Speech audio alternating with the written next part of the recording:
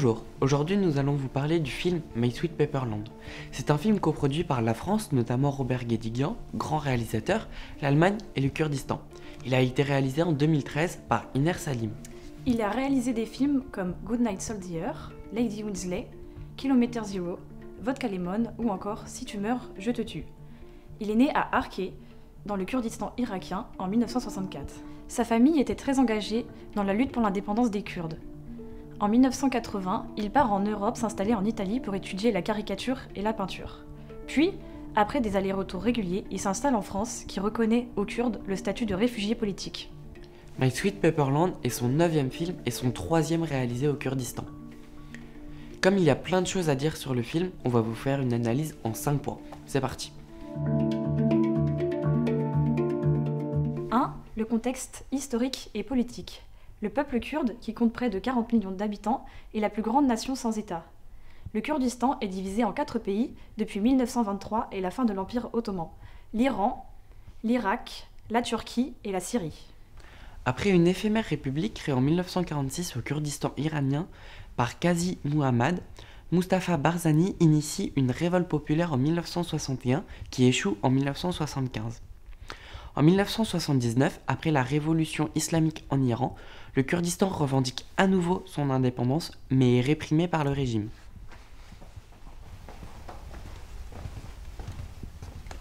Lors de la guerre Iran-Irak, les Kurdes sont accusés par chacun des pays de favoriser l'autre.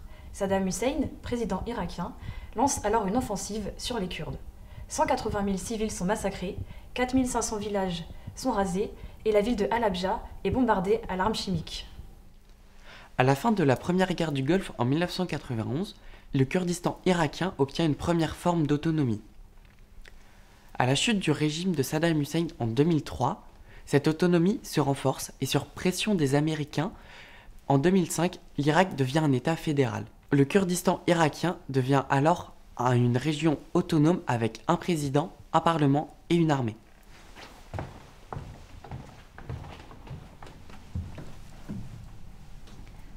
C'est donc un Kurdistan libéré que nous voyons dans My Sweet Pepperland, malgré les vives tensions avec la Turquie, qui ne craint que les Kurdes turcs ne revendiquent eux aussi leur autonomie. D'ailleurs, dans le film, les combattantes que nous voyons sont des maquisardes kurdes de Turquie. On trouve beaucoup de femmes engagées dans la lutte pour l'indépendance des Kurdes. Elles se battent aussi contre Daesh depuis 2013. Ces femmes volontaires cherchent à sortir d'un système patriarcal et revendiquent un idéal de liberté. 2. La jeunesse du film. Au départ, Iner Salim voulait faire un film avec juste un acteur dans les montagnes du Kurdistan. Il s'est vite éloigné de cette idée car il voulait faire un film sur le Kurdistan irakien, pays où tout était à faire et en pleine reconstruction. Il s'est aussi rendu compte qu'il était incapable de faire un film sans un personnage féminin. Pour lui, il était important de faire un film sur la liberté de la femme qui se libère par ses propres moyens. Il a tout de suite pensé à l'actrice franco-iranienne Golshifteh Farahani avec qui il avait déjà travaillé. Pour le personnage de Baran, le choix a été plus long à faire. C'est Swat Usta, l'acteur qui joue l'adjoint, qui a tout d'abord été pressenti. Mais lorsque Iner Salim a rencontré Korkmaz Arslan, il a tout de suite su que ce serait lui qui jouerait Baran. Pour le réalisateur, le contenu est aussi important que la forme. Il a choisi le genre du western car il trouvait qu'il y avait des ressemblances entre l'Amérique de la fin du 19e siècle et le Kurdistan contemporain. Il voulait opposer la modernité au féodalisme des tribus locales et faire de son film un film qui parle de liberté et qui livre un combat contre l'obscurantisme. « 3. Le genre. Les critiques ont dit que My Sweet Pepperland était un eastern, c'est-à-dire un western qui se passe à l'est. C'est vrai, car il reprend tous les codes de ce genre de film. Un petit village perdu à la frontière entre deux pays, une loi que le gouvernement ne parvient pas à appliquer localement, un shérif progressiste et incorruptible, une jeune femme qui veut faire changer les mentalités, une bande de hors-la-loi qui fait régner le silence et la terreur, et les maquisardes kurdes qui rappellent un clan d'indiennes. Tous les personnages sont très typés. Le bon pour Baran, le bandit pour Azizaga et la femme libre pour Goven. Et tous les autres personnages font fortement penser au western. Il y a beaucoup de détails qui rappellent beaucoup ce genre de film, notamment les animaux, dont le chien, les oiseaux de proie qui survolent certaines séquences, et surtout les chevaux qui sont utilisés dans tous les déplacements. Tous ces animaux évoquent l'idée d'une terre sauvage, notamment lors de l'incroyable séquence où 2 chevaux se battent.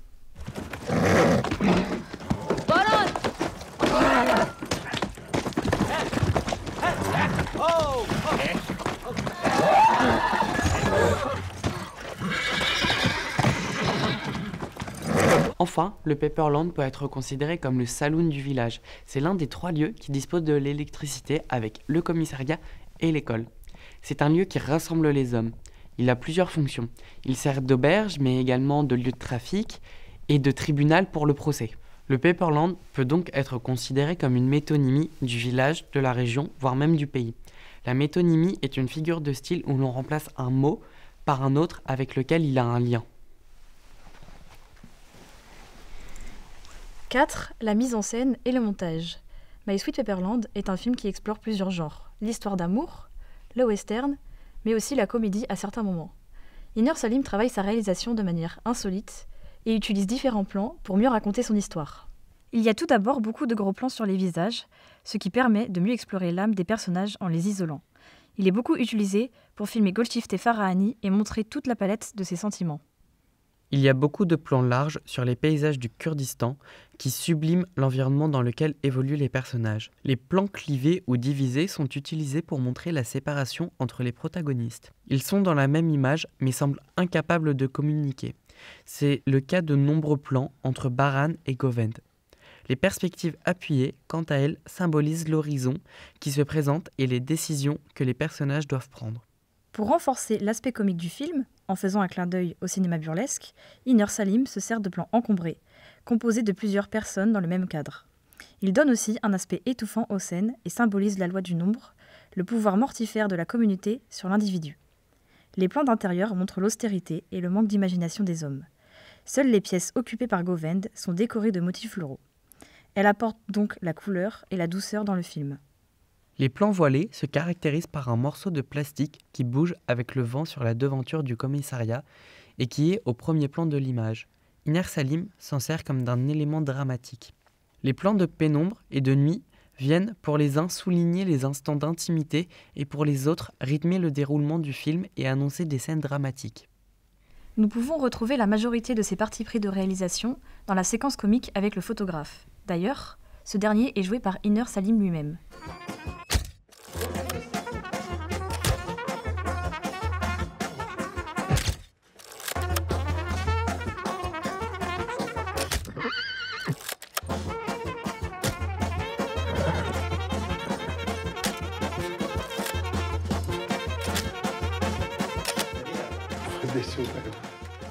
Super. Lorsqu'un réalisateur fait une petite apparition dans un film, comme un clin d'œil, cela s'appelle un caméo. Pour le montage de son film, Inner Salim utilise souvent 2 procédés. Le montage parallèle qui consiste à rapprocher 2 personnages en montant alternativement 2 séquences, comme la scène du début avec Baran d'un côté et Govend de l'autre.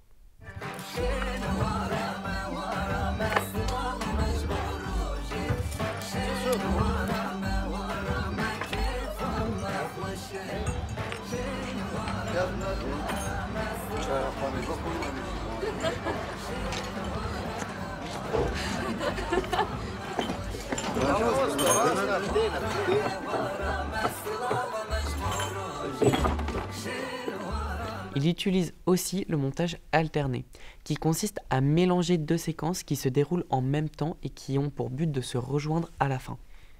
C'est le cas de la rencontre entre Govend et Baran sur la route du village.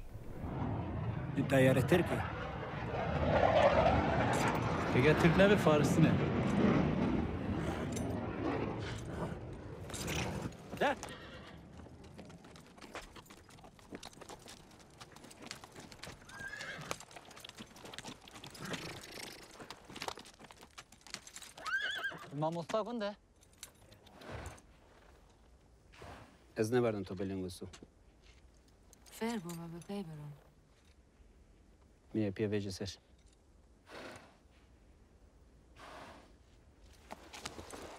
Ces 2 procédés dynamisent le récit et renforcent les tensions dramatiques. 5. La musique. Comme dans tous les films, la musique permet soit de souligner des moments de tension, d'apaisement, ou encore de lier les personnages les uns aux autres de manière extra-diégétique. La musique est par-dessus l'image et pas dans la séquence en elle-même. Inner Salim utilise des thèmes composés pour son film, mais aussi de la musique contemporaine, comme Elvis Presley, ou encore de la musique traditionnelle. Mais ce qui est le plus fort, c'est l'utilisation du hang.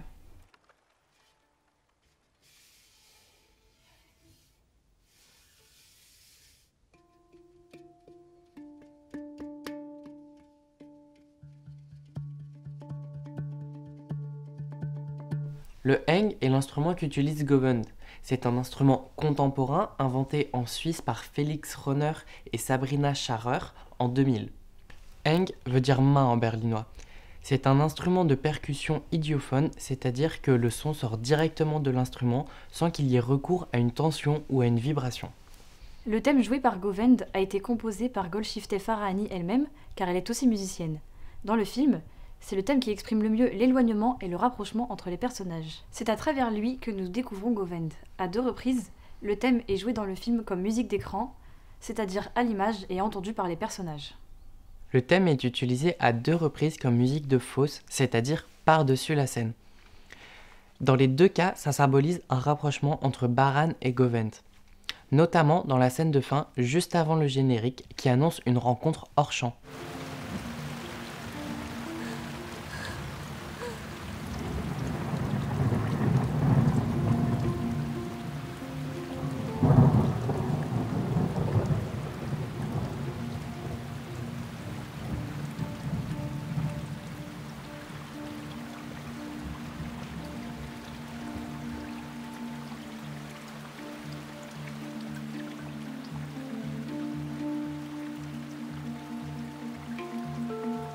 Voilà, on espère que vous avez apprécié la vidéo et qu'on vous a aidé à mieux comprendre le film. Une petite question avant de partir. Quels sont les rares endroits où il y a de l'électricité au village? Vous avez trouvé? Alors, à bientôt!